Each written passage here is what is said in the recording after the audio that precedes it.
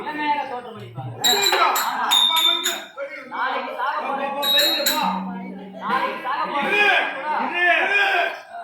இவருக்கு எப்படி ஆகும்? 70 வயசு ஆகும். 70 வயசு ஆகும். இது சாப்பிட்டா 20 வயசு ஆகிடுவாரு.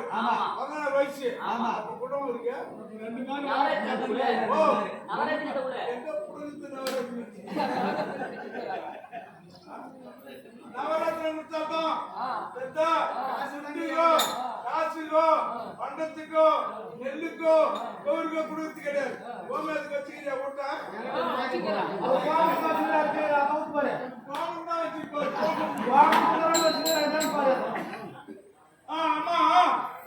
இவனுடைய மகிமை பற்றி தெரிந்து கொண்டாயா?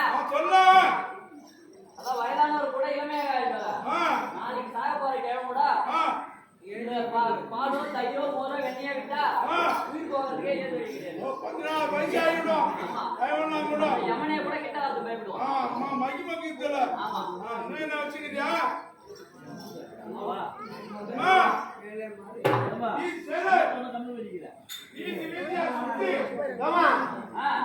மேல ஒரு இடத்து கீழே ஒரு இடத்து கண்டு வச்சிருக்கீங்க.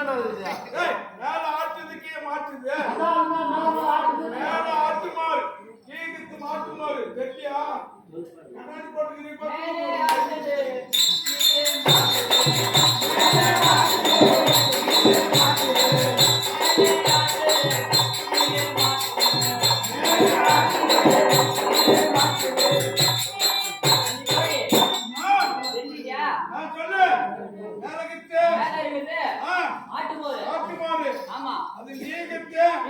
மாட்டு போரு பத்மாட்டு மாடு. ஆமா ரைட்டம்மா.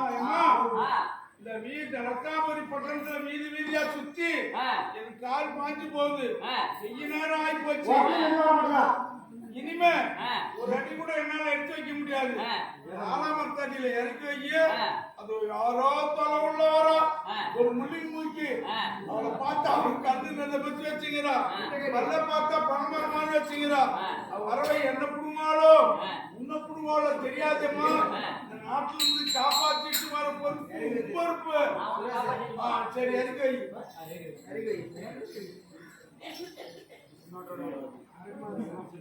இப்பொழுது அம்மன் கோபாலஸ்ரீயாக ரத்தாமரி பட்டணத்திலே சென்று பால் தயிர் மோர் வெண்ணெய் இதுகளை வீதி வீதியாக விலை கூறி வர சபைக்கு